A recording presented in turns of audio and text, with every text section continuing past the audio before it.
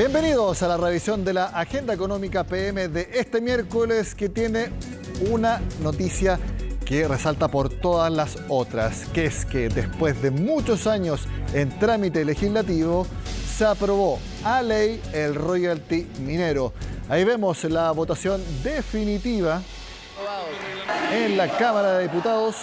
Ahí veíamos al presidente de la Cámara, Vlado Milosevic, mostrando este proceso que llevó bastantes gobiernos en su trámite. Ahí vemos a, obviamente, representantes del oficialismo celebrando con una pancarta que se haya aprobado el proyecto del royalty minero. Ahí lo vemos, fue con 107 votos a favor y 24 en contra en la Cámara Baja.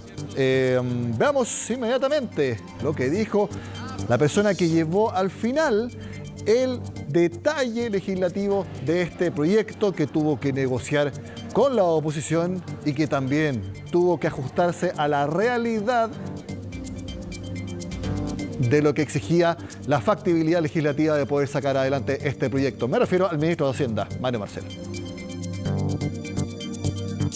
Va a permitir que el Estado aumente su participación en las rentas económicas de la minería del cobre, y por otro lado va a permitir distribuir un tercio de esos recursos a todas las regiones del país, a las comunas mineras más afectadas por la actividad minera en su territorio y a 302 comunas que son las de menores recursos o mayor dependencia del Fondo Común Municipal.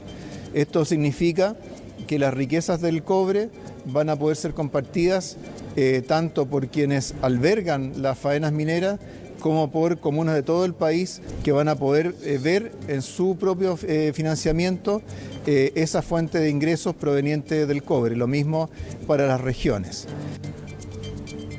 Bueno, el royalty minero en todo su trámite legislativo tuvo un intenso debate. Recordemos que en algunos momentos, hace aproximadamente 2 años, se llegó a hablar de una carga tributaria máxima que podía llegar hasta 80%, casi el doble de lo que terminó finalmente, que es, como vemos en pantalla, 46,5% para las mineras que produzcan más de 80.000 toneladas métricas de cobre fino al año. Por supuesto que en esta jornada, en la votación final, también hubo un debate legislativo muy apasionado. Partamos revisando algunas posturas del oficialismo. Ha salido sordos al riesgo de perder competitividad frente a otros países mineros por los efectos de esta carga tributaria. Pero nadie habla de eso. ¿Sabe lo que destacan? El acuerdo para darle plata a las regiones para distintos fines. Les importa un comino el vicio de constitucionalidad. Esto no ha dejado de ser una moción parlamentaria, presidente, que modifique impuestos, y después se quejan porque el Senado les mete un gol con la ley de ISAPRE. La incertidumbre que habla el ministro la ha provocado el gobierno, ahuyentando la inversión con sus anuncios de reformas tributarias, previsionales y otras que lo único que logran es espantar la inversión. Jamás voy a entender por qué se pretende que Andacollo, comuna de mi región, que tiene cerros de relaves a pocos metros de su plaza principal, reciba menos recursos que comunas de otros lugares del país que no pagan ningún costo medioambiental. Y menos aceptable es que, una vez más, el centralismo brutal de nuestra administración pública deje a la región metropolitana situada en el primer lugar del ranking de territorios que recibirán más recursos. Solo me generará satisfacción si esta distribución es realmente justa.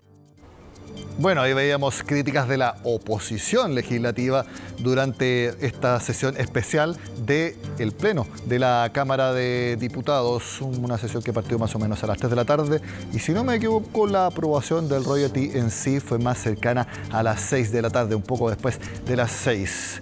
Por supuesto que desde el oficialismo estaban todos bastante más cuadrados al apoyar esta iniciativa. Pasemos a revisar algunas de las palabras. Siempre es importante también tener presente los pasivos ambientales que se dan, particularmente en la región de Tarapacá, y que debemos tener presente al momento de reasignar los recursos que se obtengan producto del royalty. Porque Pampas Lagunillas era uno de los acuíferos más importantes de nuestra región y hoy actualmente está seco. Seco porque durante 30 años Cerro Colorado se dedicó a extraer agua dulce para sus faenas mineras. Me llama la atención acá que sectores que estuvieron en el acuerdo del Senado hoy día no estén disponibles o estén hablando en contra del proyecto. Entiendo que el Partido Republicano está en contra y lo ha expresado una y otra vez. pero el resto estuvo en el acuerdo político, al menos en el Senado. Reconozco la facultad de independencia que tiene cada cual, pero me llama la atención la ignorancia en algunos argumentos. Por ejemplo, se señala que los recursos económicos no están disponibles. Están disponibles porque el proyecto de ley lo establece y asegura los fondos para las regiones y para las comunas. Hay un superciclo del precio del cobre que se nos avecina por la electromovilidad. Ya perdimos en el anterior ciclo 120.000 millones de dólares por no tener royalty. Yo no quiero que este país pierda nuevamente. Algo muy importante que pasó y que fijó el derrotero final de este royalty minero fue el rechazo en la misma Cámara Baja de la idea de legislar la reforma tributaria, porque ahí el gobierno entendió que tenía que ajustar la estrategia para que pudiera, al menos el royalty minero, sí ser aprobado en esta instancia. ¿Y por qué lo digo? Porque hace más o menos un mes, 3 semanas aproximadamente, lo que proponía el gobierno como carga máxima tributaria era 50%. Luego fue 49%, luego fue 48%, fue ajustando y hasta el número final, 46,5%. Ahí se ve palpablemente lo que yo les mencionaba, que Mario Marcel tuvo que ceder, al menos en la magnitud de la carga tributaria máxima para las mineras, respecto a lo que pensaba originalmente hace un mes. ¿Por qué? Porque tenía que darle viabilidad política al royalty minero después del fracaso en la reforma tributaria. Entonces, en definitiva y como resumen, carga tributaria máxima, esto es sumando todas el pago de impuestos de las grandes mineras, impuesto de primera categoría que es el que pagan todas las empresas, royalty minero específicamente, también el impuesto que se paga cuando los inversionistas internacionales hacen retiro de utilidades, todo eso queda en un máximo de 46,5% para los productores de más de 80.000 toneladas métricas de cobre fino al año, y para quienes produzcan entre 50.000 y 80.000 toneladas al año, la carga máxima queda en 45,5%.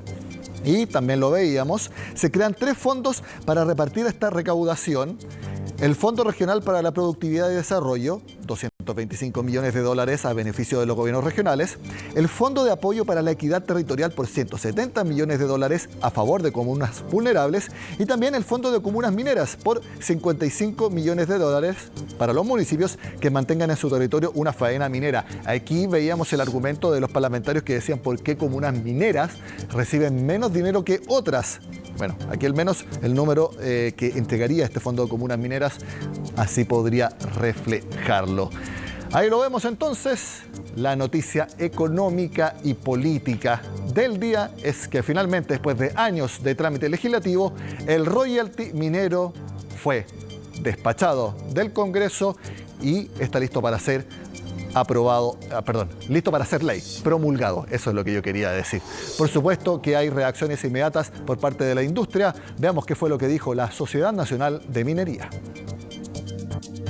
Tenemos una enorme preocupación porque afecte no solo a proyectos que hoy tienen condiciones difíciles de operación por sus leyes bajas, por sus altos costos, sino que también afecte futuros proyectos que podrían hacerse. Encontramos que las tasas aprobadas son relativamente altas. Mayores recaudaciones deberían provenir de más producciones en lugar de gravar las operaciones actuales. Bueno, habíamos a Jorge Riesco, el presidente de la Sonami, que recordemos, él estuvo al borde de la muerte, tuvo un accidente, un ataque al corazón, si no me equivoco, en Panamá. Afortunadamente se recuperó y bueno, ahí vemos su primera aparición pública precisamente para comentar las repercusiones que puede tener la aprobación del royalty minero. La industria ha sido bastante crítica respecto al monto de la carga y respecto a cómo quedaría en competitividad con otros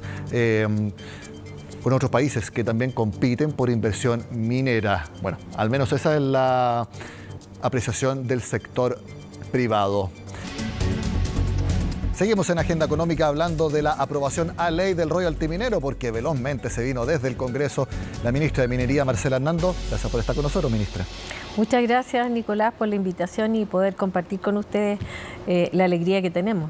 Eso quería preguntarle. ¿Siente alegría porque fue un trámite que duró años y que en la última parte se complicó y ahí tuvieron que hacer bastantes ajustes en el gobierno?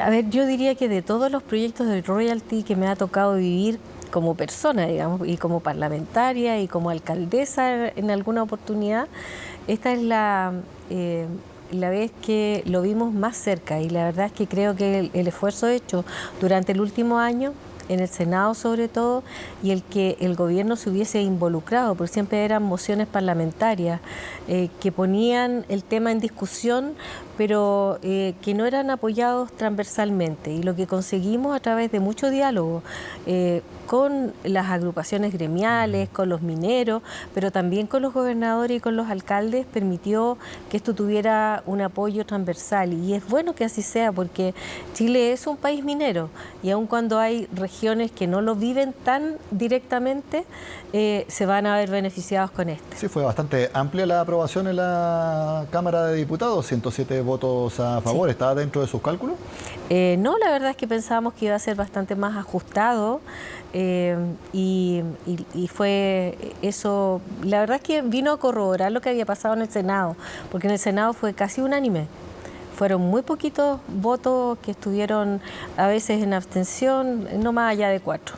Es que ahí también se vio algo que me imagino que usted concordará, es que en el último tiempo han tenido que asumir una postura de lograr una factibilidad legislativa de los proyectos, porque hace un mes, 3 semanas, la carga máxima tributaria de este royalty minero estaba en 50%.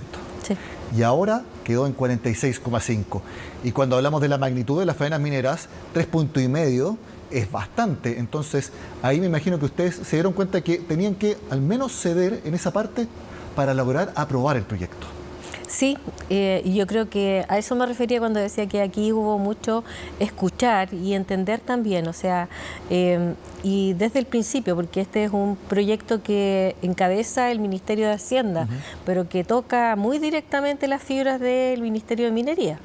Y por lo tanto, desde el principio nosotros estuvimos ahí dialogando también internamente con el Ministerio de Hacienda para hacerle ver cuáles eran las cosas que nosotros pensábamos que no eran adecuadas para la industria. Entonces, esto ha sido un trabajo en equipo y finalmente es la necesidad de hacer que esto fuera factible.